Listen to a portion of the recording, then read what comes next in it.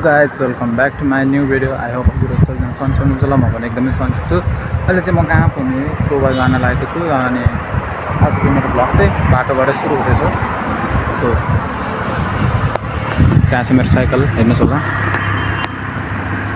नयाँ साइकल है। म यहाँ छु, धेरै थाकेको लास्ट थाक्यो अनि त्यही भएर बसिरहेको। आज चाहिँ मैले के गल्ती गरेछ भने पानीको बोतल चाहिँ ल्याउनै बिर्सेछ क्या। पानीतिरको लागेर लास्टतिरको लागिरहेछ, गर्मी पनि भइरहेछ। हजुर भेट्छ है हुन त गाडीहरू कत्रो आएन, गाडीहरू पुरा टन्नै हिँडिरहेछ गाडीहरू पनि।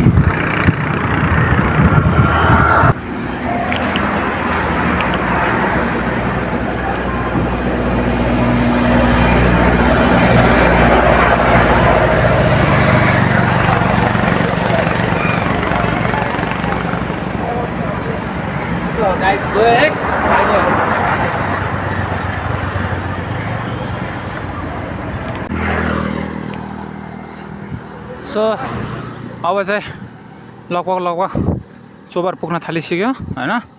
अनि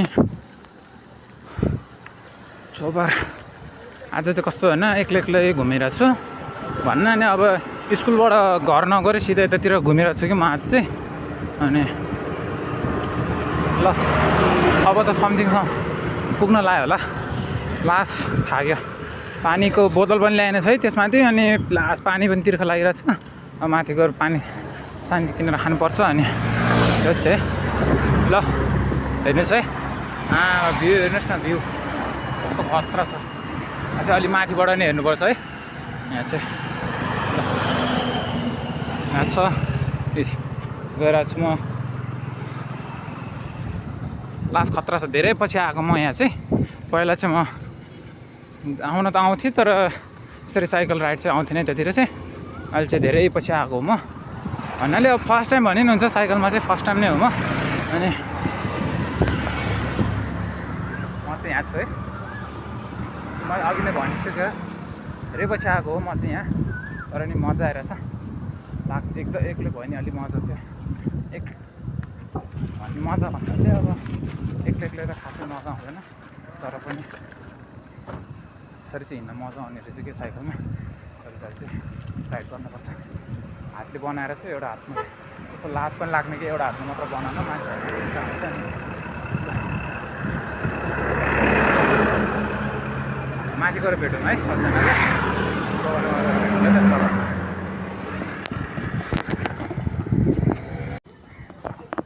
सो फाइनली चोबर आइपुगिसक्यो होइन। म चाहिँ हेर्नुहोस् होला हजुरहरूलाई, लास्टै गर्मी भयो हाततिरका। चोबर माथि गुम्बा पनि रहेछ, हेर्नुहोस् होला हजुरहरू हेर्न सक्नुहुन्छ। माथि पनि गुम्बा पनि छ।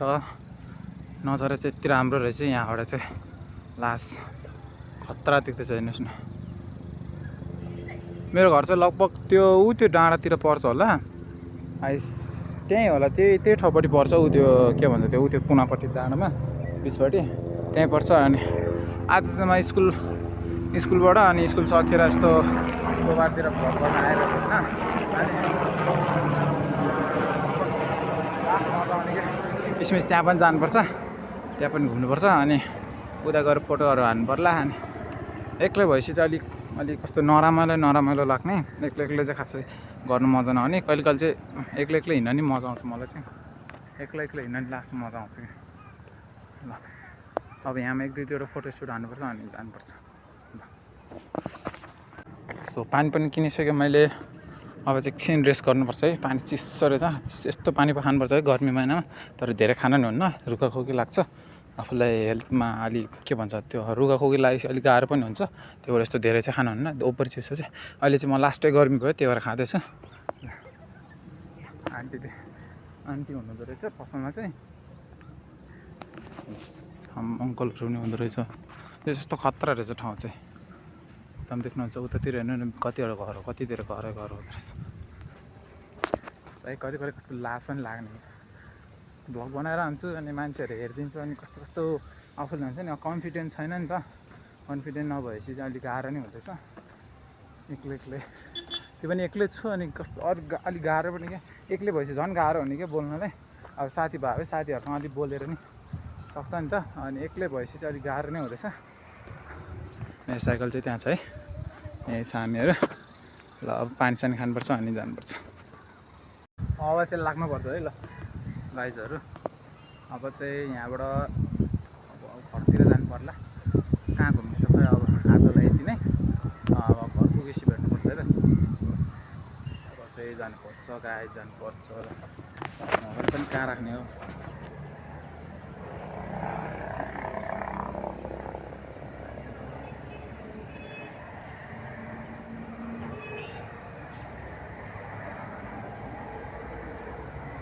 साँच्ची एउटा कुरा भन्नै बिर्सेँ साथीहरू हेलमेट चाहिँ कम्पलसरी के अरे के भन्छ अब जस जसरी भयो भने हेलमेट चाहिँ लाउनु होला आफ्नै सेफ्टीको लागि हो अहिले चाहिँ मसँग हेलमेट नभएको अवस्थाले नलागेको हो अनि त्यही भएर हेलमेट चाहिँ जसरी भयो नि जस अब आफ्नो सेफ्टीको लागि चाहिँ आफ्नो के भन्छ टाउको सेफ्टीको लागि चाहिँ हेलमेट राम्रो हुन्छ कि जस हेलमेट चाहिँ लाउनै पर्छ है त्यो पनि भनेको ल अब चाहिँ लाग्नुपर्छ गाइज भोक लागिसक्यो घर गएर भात खानुपर्छ धोपी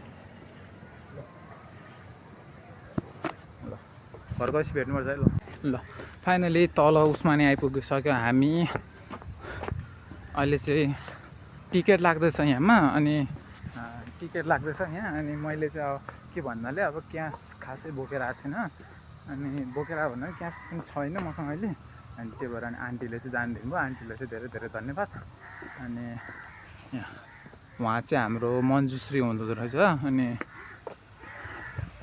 त्यस्तो खतरा रहेछ गार्डन चाहिँ सट्टा चिक्क परेको रहेछ हजुरहरू पनि आउन सक्नुहुन्छ कहाँ कहाँबाट हेरेर भएको छ हजुरहरूले यो चाहिँ हाम्रो चोबार डाँडा भन्ने टक्कै त्यहीँमा छ आउन सक्नुहुन्छ हजुरहरूले आमा कति राम्रो गार्डन मजाले यस्तो सजाउनु भएको रहेछ जस एकजनाको 50 रुपियाँ लाग्छ अरे आन्टीले चाहिँ जान दिनुभयो त्यसको लागि धेरै धेरै धन्यवाद भन्छु आन्टीलाई हामी उता अगाडि छौँ है त ले ऱ्यापिडहरू पनि रहेछ हेर्नुहोस् त कति राम्रो ऱ्यापिडहरू आज है बो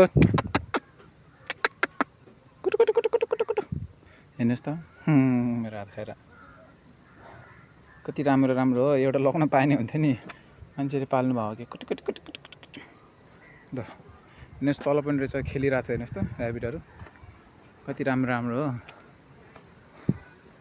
छैन के पनि ल्याएको छैन मैले न यो खाऊ त यो खान्छ न खै त्यो त खाँदैन रहेछ चिन्दैन माटेकाहरू टन्नै रहेछ कतिहरू टन्नै होला है 10-15वटा होला ऱ्याबिट पनि रहेछ है ल नजर हेर्नुहोस् न कति राम्रो हो यस्तोमा पो आउनुपर्छ त हौ तर एक्लै भयो कि खासै मजा नआउने एक्लैमा चाहिँ खतरा रहेछ ठाउँ चाहिँ एकदम खतरा ठाउँ त एकदम खतरा बब्बाल मान्छेहरू डेटिङ पनि बस्न आउँछ होला यतातिर त यस्तै लाग्थ्यो मलाई चाहिँ के त आजकलको जमानामा के चाहिँ हो र आजकलको जमानामा सबै चिज हुन्छ नरिसाइदिनु होला है दाजुहरू हेर्नुहोस् यहाँ पनि रहेछ डेटिङ बसिरहनु भएको रहेछ यतातिर तल चाहिँ पहाड रहेछ तल चाहिँ पनि खतरा रहेछ ठाउँ त फेरि आउनुपर्छ त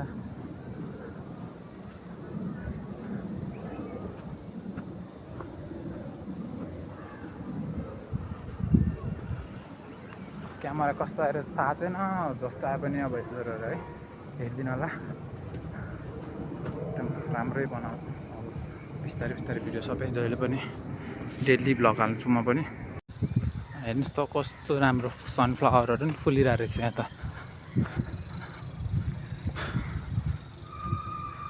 आमामा कस्तो खतरासँग फुलिरहेको छ हेर्नुहोस् त खतरा फुलहरू रहेछ टन्नै फुलहरू पनि रहेछ रुखहरू पनि रहेछ हेर्नुहोस् न फुल त टिप्न पाउँदैन होला है यहाँको एउटा टिपेर भने बप्पल रहेछ ठाउँमा हेर्नुहोस् होला सबैजनाले।